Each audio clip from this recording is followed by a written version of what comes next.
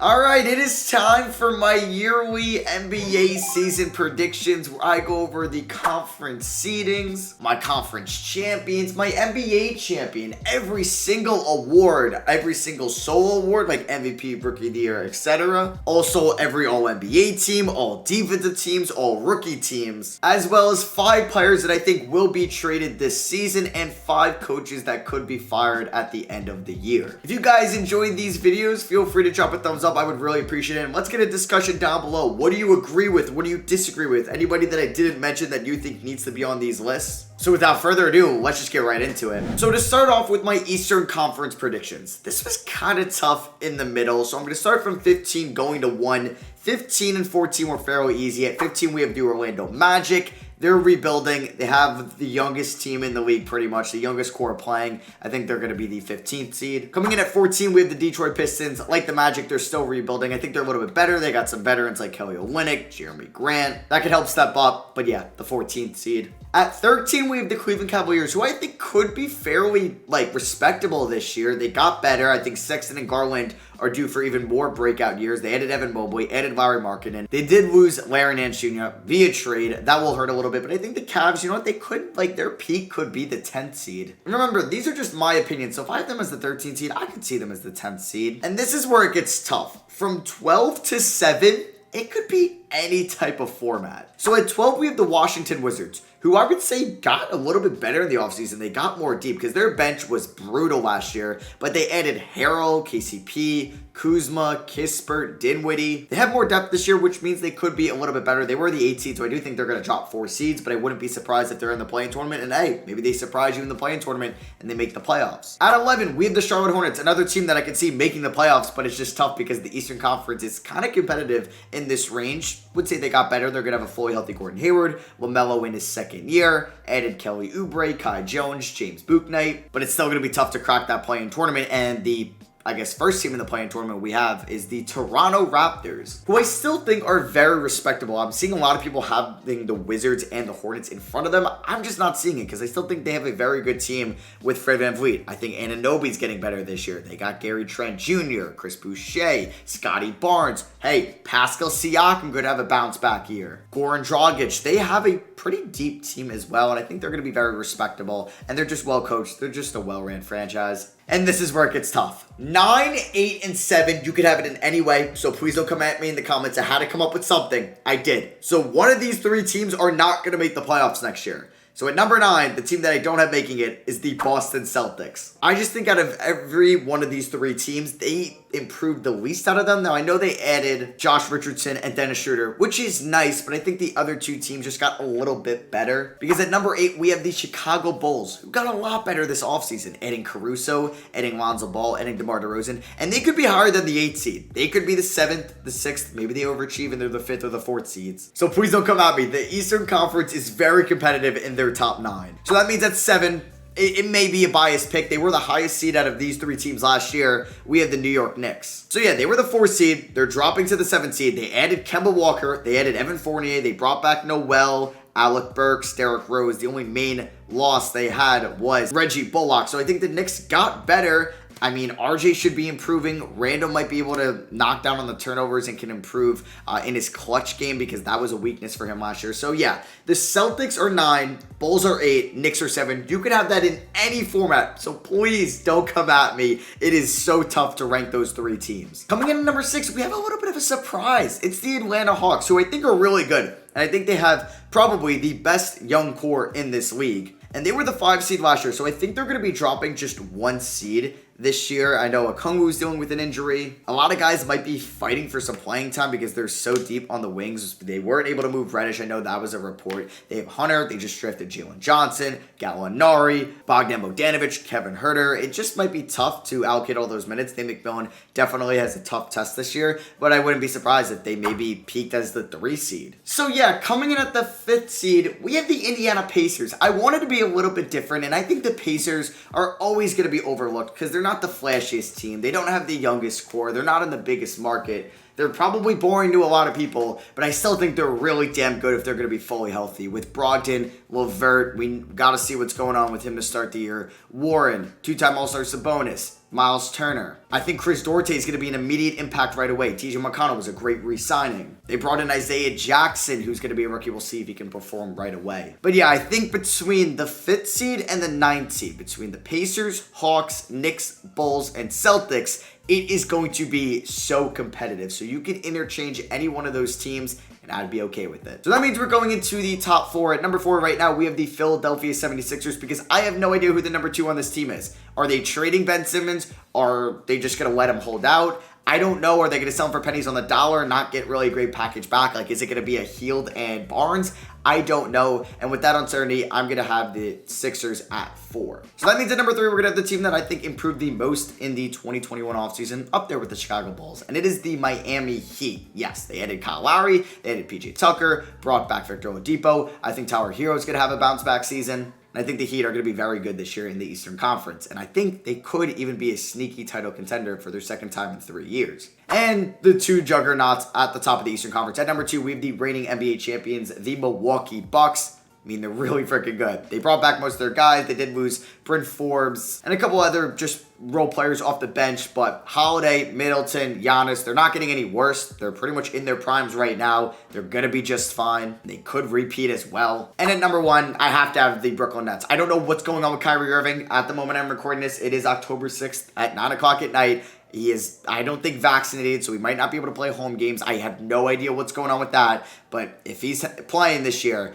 they are the most talented team in the league. With KD, who, I don't know, we'll get to him again in a little bit. We have James Harden, Kyrie, Millsap, Aldridge, right? Blake Griffin. They're just stacked. So yeah, that is my Eastern Conference. On to the Western Conference now. Coming in at 15, we have the Oklahoma City Thunder. They're pretty much tanking, developing that young core. Poku, Dort, Shea, Mann, Giddey, etc. They're going to be the worst team, but they're going to be fine for the future. At 14, it's weird to say, but yeah, we have the San Antonio Spurs. I just don't think this team is talented enough to compete for a playing tournament spot in the Western Conference, but I'm excited to see full usage out of Keldon Johnson, Joshua Primo, Devin Vassell, DeJounte Murray. One of those guys is bound to break out this year. At 13, we have the Houston Rockets, who I think will be flirting with a playing tournament position because they have a pretty good roster. I mean, they got Eric Gordon, Christian Wood, Jalen Green, the 2nd overall pick. Daniel Tice, Kenny Martin Jr., Jayshawn Tate. It's weird that John Wall doesn't want to play with this team. I guess maybe Kevin Porter Jr. is that starting point guard. I think the Rockets are going to be a competitive team this year, but be low in the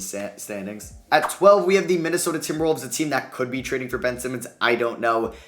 They were good in the second half last year, and if Anthony Edwards takes the next step, if Cat can improve on defense and is fully healthy this year, they could definitely be a playing tournament team. It's just the Western Conference is so loaded. And really the talent level in this league is just off the charts. At number 11, we have the Sacramento Kings. Another year on missing out on the playoffs. It sucks because I would love to see them in it and finally make it with Fox, Halliburton, Hield, Barnes. Maybe Bagley can really break out this year. Who knows? But it's just so loaded. They're coming in at the 11th seed. At 10, we have the New Orleans Pelicans. Another very talented team that is going to miss out on the playoffs. Who knows what's going to go on over there? Rookie head coach. A little nervous. They did lose Lonzo Ball, brought in Devontae Graham. I think they got a little bit worse this offseason, but not too much because I really like the Trey Murphy and Jonas Valanciunas pickups. At 9, another talented team that's going to be missing out on the playoffs, like the Boston Celtics in the East. I have the Memphis Grizzlies here, who just made so many moves this offseason. And they're definitely not like the most talented team in this league, but they might be one of the most deepest teams in the league because you have Ja,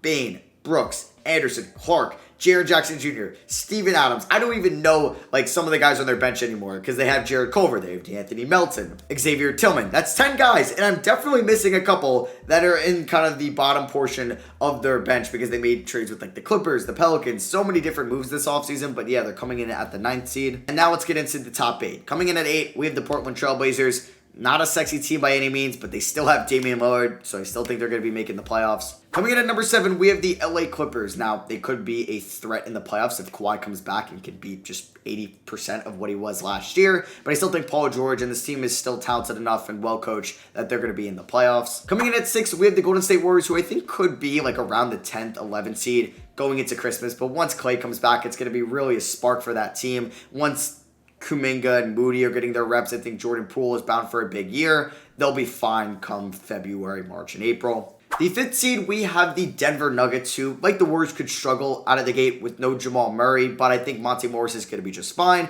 I think Michael Porter Jr. is due for a very good year. They still have the reigning MVP. They're going to be okay. The 4th seed, we are going to have the Dallas Mavericks, mainly because they got Luka Doncic. I wasn't a big fan of the Jason Kidd hiring. They didn't get too much better this offseason. Really just adding Moses Brown and Reggie Bullock, which are good pickups, but nothing that's going to move the needle. But yeah, they have Luka Doncic, so they're coming in as the 4th seed. And the top 3. At number 3, we have the team that was the 1 seed last year, the Utah Jazz. I wouldn't say they got worse this offseason, but I don't think they got better. Lost Eric Favors, added Jerry Butler. They're going to be fine. They're going to be competitive. I just have them as the 3 seed. At the 2 seed, we have the Phoenix Suns, the reigning Western Conference champions. A team that got better, I would say, this offseason, adding JaVale McGee, keeping their core of campaign, Chris Paul. And we're going to see Aiden, we're going to see Cam Johnson, Mikal Bridges all get better. And coming in at the 1 seed in the Western Conference, you can guess it, it is the Los Angeles Lakers. As long as AD, Russ, and LeBron all stay healthy, they're going to be just fine. They can, LeBron can take a night off, AD and Russ can carry the load. Russ can take a night off, LeBron and AD can carry the load. And then LeBron can take a night off, and then AD and Russ can carry the load. They're going to be fine. Sorry if I repeated one of them there. But either way, yeah, they're going to be the 1 seed in the West, unless all of them get hurt, which probably won't happen. So yeah, those are my seeding predictions. Now we're on to my conference finals predictions. In the Eastern Conference, we have the Nets versus the Bucks, and I have the Nets over the Bucks in 6 games.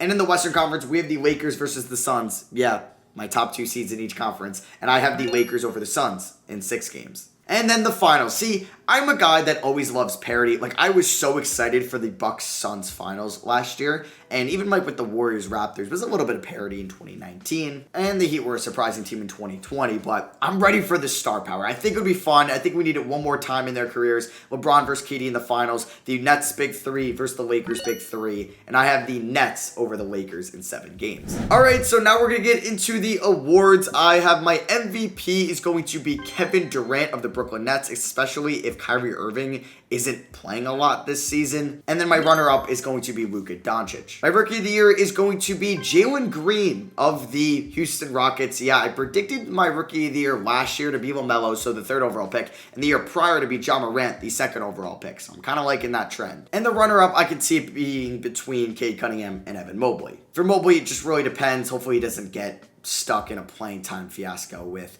Markkanen and Jared Allen. My defensive player of the year is going to be Giannis Antetokounmpo. I could have been boring and said Rudy Gobert, but I'm going to say Rudy Gobert is my runner-up. My 6th man of the year is going to be Jordan Poole, and I got to give respect to the reigning 6th man of the year, Jordan Clarkson. He will be my runner-up as well, and I think Jordan Poole is due for a big year, but one thing that could hurt if he's starting the season with Clay hurt. My most improved player pick. Yeah, this is going to be Michael Porter Jr. of the Denver Nuggets. I think he's going to break out to that superstar territory. He just got that major contract, and I know you might be saying, Matt, he just averaged 20 points per game last year.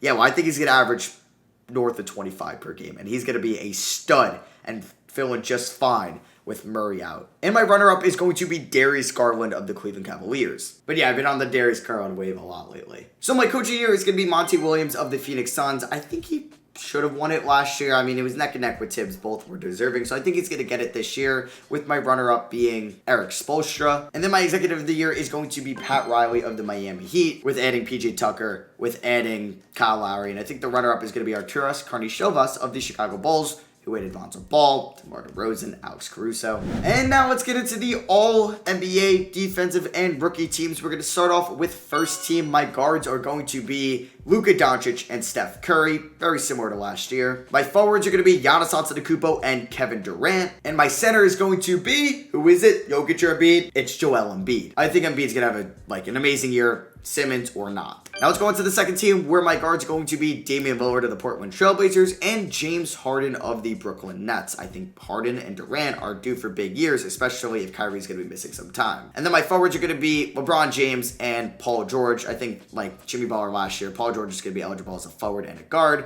so I have him being one of the forward spots on the second team. And then my center is going to be the reigning MVP, Nikola Jokic. And on to my all-NBA third team, my guards are going to be Devin Booker of the Phoenix Suns and Trae Young of the Atlanta Hawks, with the forwards being Jimmy Butler of the Miami Heat and Anthony Davis of the LA Lakers. And my third team center it's Bam Adebayo over Gobert and Towns. And one thing I just want to clarify for those All-NBA teams, I only had players that I had on a playoff roster. So, no Jason Tatum there because I had the Celtics as the 9th seed. Yes, Tatum could be putting up 33 points, lead the Celtics to the 5th seed, and I'm going to look like the biggest idiot in the world, which is a very possible scenario. All right, on to my all-defensive teams. All-defensive first team at my guard spots, we have Drew Holiday of the New Orleans Pelicans and Jimmy Butler of the Miami Heat. So yeah, I have Jimmy Butler as a forward and third team, and then I have Jimmy Butler as a guard on all-defensive first team. My forwards for all-defensive first team are Draymond Green of the Golden State Warriors and Giannis Antetokounmpo of the Milwaukee Bucks.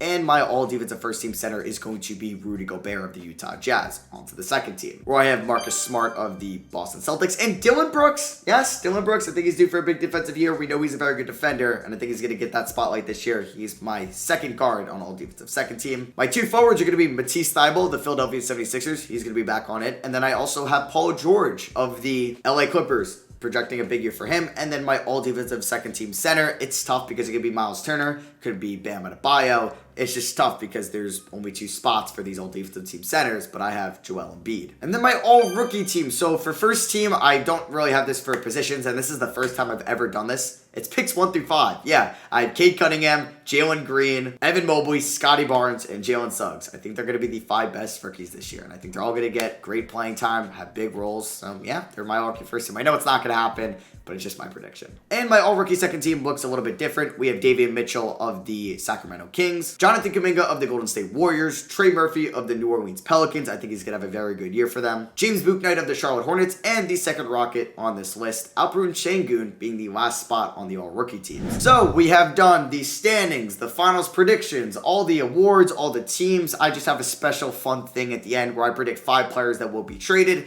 and 5 coaches that will be fired. Last year it was kind of accurate. I predicted Derrick Rose was going to get traded. He was from the Pistons. Victor Oladipo, he was traded twice. And I also predicted Aaron Gordon. So I was kind of right about those. 2 ones that I were wrong about was Dinwiddie and Elfrid Payton. But I get close with these. And I predicted that Scott Brooks, Ryan Saunders, and Steve Clifford were going to get fired last year. So I got 3 to the 5. So let's hop into these. Where I have 6 players that I think will be traded. Well, one I'll get out of the way. It's Ben Simmons. I'm recording this before he's going to get traded. So I just wanted to get that in there just so I can see myself correct at the end of the year. So the first one is Goran Dragic. This could be if the Raptors are out of the playoff hunt. He's a veteran on an expiring deal. I think a team would want to trade for him. It's kind of a trend. Veterans on either expiring deals or just veterans on bad teams, because the second player is Eric Gordon. I think the Rockets are going to be out of things, and I think a team would give up a late first-round pick for his shooting ability. Next up, it's a small player, you know, but it's Robin Lopez of the Orlando Magic. You can also have Terrence Ross in here as well. I just think the Magic will trade one of their veterans at the deadline. At number 4, we have KCP. I think a team would be willing to give up maybe a late first for his 3-and-D ability for the playoffs and his experience as well. And then finally, it's somebody that I think would go as a premier package, kind of like Aaron Gordon last year, a pick and a young player.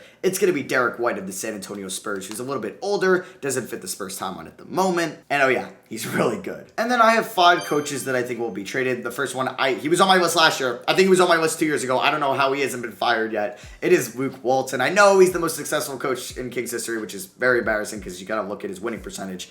I just think this team could do so much better with like a Kenny Atkinson or even a Mike D'Antoni. Next one is James Borrego. I think he could maybe get that Melvin Hunt treatment if the Hornets underperform this year. I think he could get fired. Next up, it's JB Bickerstaff of the Cavs. And I don't think he's been a bad coach. I just think Dan Gilbert might just be like, oh, we haven't made the playoffs. We've been bad again. Gotta get another head coach. At number 4, we have Dwayne Casey of the Detroit Pistons. They just might come together mutually thinking, okay, you're like an older maybe head coach, kind of like how Steve Clifford was with the Magic. We're rebuilding. We're going to get a younger-minded head coach. And then it's so tough because so many coaches were fired last year, like Scott Brooks, like Nate Bjorken, like Rick Carlisle, like Stan Van Gundy, and just many, many more. It was tough to pick a 5th, so I said a wild card. So it's one of either Frank Vogel, Steve Nash, or Doc Rivers. I don't think Vogel happens just because they won a title 2 years ago. So if the Nets don't win it all, Steve Nash. If the Sixers collapse this year, Doc Rivers. So yeah, those are going to be my 2021-2022 NBA season predictions. Let me know what you agree with, disagree with, like, dislike down below. I just threw a lot at you. And if you did enjoy, I'd appreciate you dropping a thumbs up. So thank you all for watching. I love you guys, and I'll catch you all in the next one. Peace.